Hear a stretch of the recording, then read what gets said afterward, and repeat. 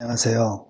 오늘 소개할 책은 손자인 자사가 할아버지인 공자의 말을 중심으로 자신의 주장을 덧붙인 책 중용입니다. 이전 방송의 3권 논어와 맹자와 대화과 마찬가지로 표지와 번호는 임의대로 선택하고 붙인 것이고 저자를 알 수 없는 설명은 혹자의 것이라고 지칭했습니다. 첫 문장부터 하늘과 만물이라는 엄청난 스케일을 배경으로 성, 도, 교가 등장하는 까닭에 번역자들 대부분이 철학적이고 형이상학적인 책이라며 겁을 주고 그래서 일반 독자들도 알든 모르든 아멘으로 받아들이고서 그저 읽었다는 뿌듯함만 느끼는 것이 바로 이 책 중용일 겁니다. 중용도 대학처럼 주제를 요약하는 것이 가능합니다. 대학의 핵심이 한 단어로 수기치인이라면 중용의 핵심은 2가지, 즉 지극한 정성이자 간절함인 성과 중용입니다.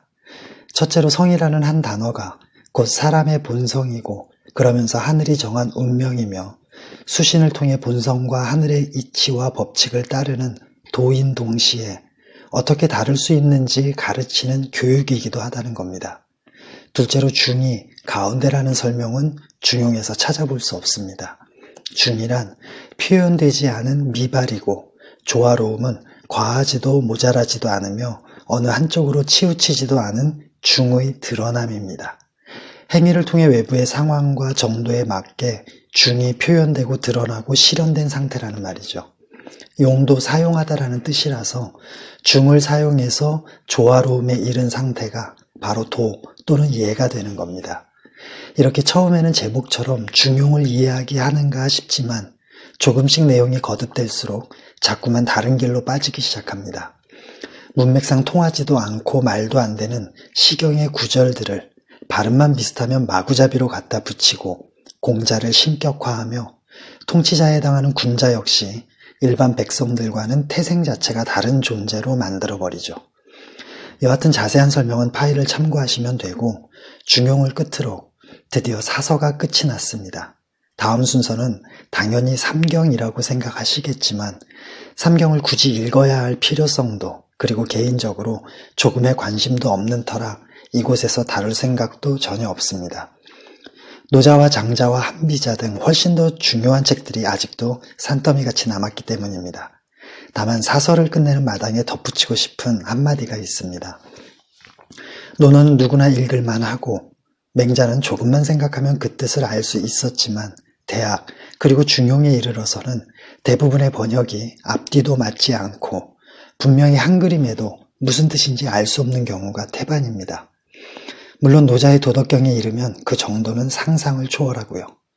비트겐슈타인이 말했듯 원래가 정말로 알 수 없는 글이라면 아예 그 입 다물고 말을 하지 말든가 많은 도움이 되기 때문에 읽어야 한다면 누구나 알 수 있는 쉬운 말로 풀어서 쓰려고 노력하는 모습이라도 보여야 하지 않을까요? 쉽게 풀어서 설명하지 못하거나 쉬운 예를 들지 못하면 그건 그 사람이 그 내용을 제대로 소화하지 못한 겁니다.